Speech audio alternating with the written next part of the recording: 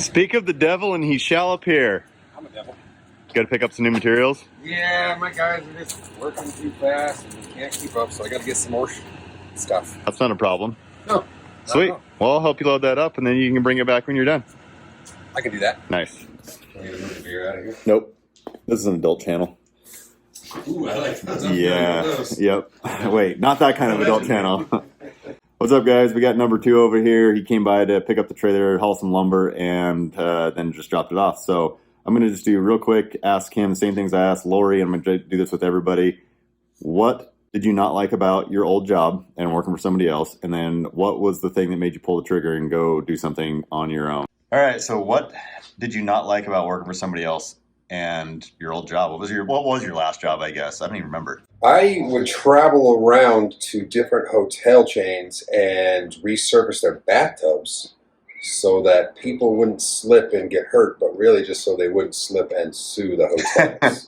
Is the real reason? Yeah, no. Let's be real it's about for this. Safety. I'm like, no, it's so you don't get sued. It was all OSHA requirement stuff. Right. So I traveled around everywhere. I went East Coast, West Coast, Midwest, so a lot of traveling, not home for weeks at a time. And so that got really old, being gone for 2 weeks. It was nice being home for 2 weeks because then there's time to get stuff. Right. But being gone for the 2 weeks is a little rough. Sucks balls. Yeah, so that wasn't much fun. That was a big part of it. And then I got tired of living in hotel rooms. I'd be in a hotel room for weeks on end, and it would just get really old, traveling to really cold places and having to live in rental cars and dealing in bathtubs that are gross. Because sometimes I'd actually have to clean them before I could do my work, and that's gross. Oh, it was horrible. Yeah. I'd run into a few of those, and I would just flip out. And I didn't like having to wear a uniform. What? You had to wear a uniform to do that?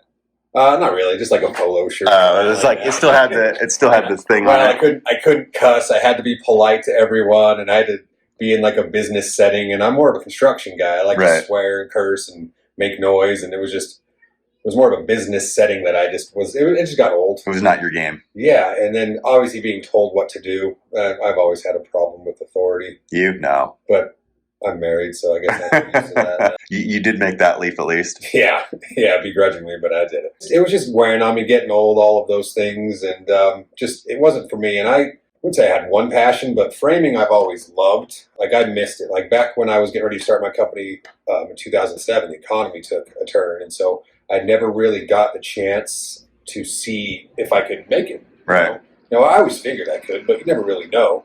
And so I always kind of had that burning inside me. It's like, damn, I really wish I could, at least go and see. Because I think I could, but you never know. So it'd be nice to at least go and test myself. Yep. Over the years, some of my old framing buddies would just come up and, they'd text me or call me and say, hey, man, it's popping again. Come on down. And I'm like, oh, I don't know. I've been out of the game for a while. I forgot a lot. I don't know what it's like. And then actually Lori called me one day, and she worked for a developer at the time, and she was looking for framers. She's like, do you know anybody? I'm like, I don't know anybody. I mean, I know myself. Kind of know a guy? Yeah, and so after finding out that they just need work, and I knew some workers, and there were some old builders that were still in business from back when I was down here, I was like, you know what, maybe I should give this a shot. I kind of looked into it a little more, talked to my friends a little bit, and see if they'd be willing to come back and work for me. And then I reached out to a few of my old builder buddies to see if they're still, what they've got going on, if they'd be interested in using me. And so after kind of talking with my wife about that, we just both decided that, let's do it. Let's just go for it. Fuck it, let's do it. What's the worst could happen? I mean, bad stuff could happen. It was definitely a hefty investment on our part to do that. We finally just pulled the trigger and just made that leap. But quitting was very hard. The actual thing, I was like, having to put that in, and then all of a sudden, I don't know when my next check is coming. Yeah, that was the biggest mind fuck. So did you have money saved up at all before you went and pulled the trigger? Yes, we'd been saving up money doing that, because doing that, it was plenty of overtime. So yeah, and it was a good paying job. It paid me well, and so that's why I was kind of stuck in it I did it for 5 years, but. It's like it always just pays you just enough to keep you there, but not enough to make you want to stay. Yeah, exactly. And then after a while, you're making so much money, you're like, well, I don't want to clean people's tubs if I'm making this kind of money. But so, yeah, it was just the actual quitting and all right, we're really doing this. And finally, all right, we're doing it. So we ended up quitting, and then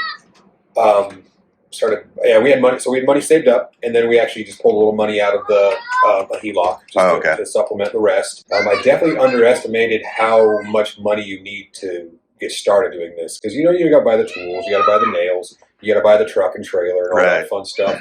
But then you got to realize too is like your bare minimum on the first job, you're a month from getting paid. Yeah. You're still making two check payments to your guys. Right. And so not only have to have all that, you have to have at least a month or two money saved up to just float payroll until you finally start getting paid.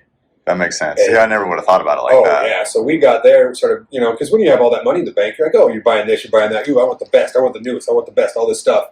And then you start having to hit payrolls without getting paid. You're like, okay. And it's not like they pay you right when you're done. Right. They pay you once they're passed. You have to wait till you're past inspection. And lots of those builders, they wait till everyone's done before they get inspected.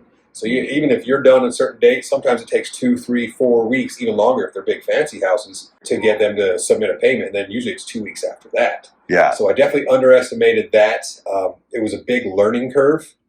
I'd been out of the game for 7, 8 years. And so I didn't realize how much I had forgotten about doing that. And then I'd never run the business part. I knew how to run a crew, deal with people's personalities and communication and make sure all the schedules line up, the logistics of running multiple jobs at one time. And so it was definitely a big learning curve, and it was a little stressful at times, but overall I wouldn't change a thing. Hell yeah. Like I've over the past 4 years I've been doing this, my stress has really skyrocketed. But the last few years I've definitely got better at managing that, and just didn't realize how much extra work, because you always see your bosses with the fancy trucks, the fancy house, and they don't do much. Like, I want that. It takes a minute to get there. There's all that back end stuff and the build side of it. Yeah, and then when you're just working, you're like, oh, you go home, you don't worry about work, you don't think about what you got to do the next day. But when you're the boss, you have to worry, like, ooh, that check is not coming in. I got to scrounge up some money to make sure these guys have their check coming in. Right. Because if you don't pay them, it's so busy down here. If you don't pay them, they'll gone. Leave. You're 2 days late on a check, they'll bounce, and then you're just out of luck. You're out of a crew, you're out of business. I underestimated the stress and then just the business aspect of it, but just kind of learn as you go. Just kind of figure it out and just don't let the stress overcome you. You're like, you know what?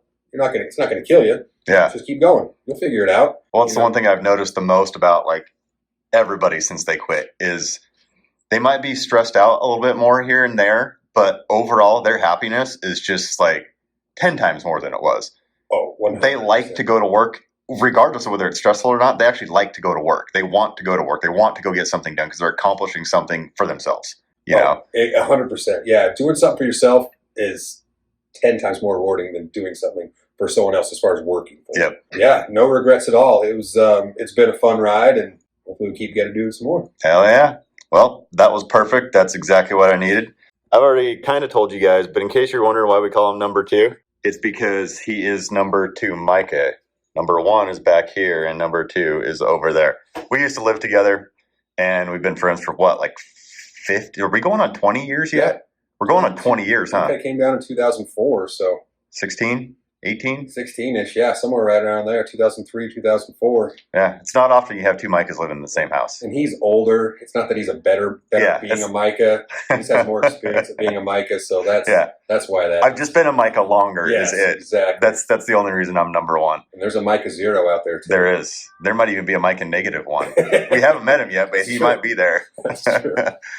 So yeah, if you guys need a framer at all down in the southern Utah area, I know some of you guys are from Utah. Some of you guys, well, a lot of you guys probably have family from down here.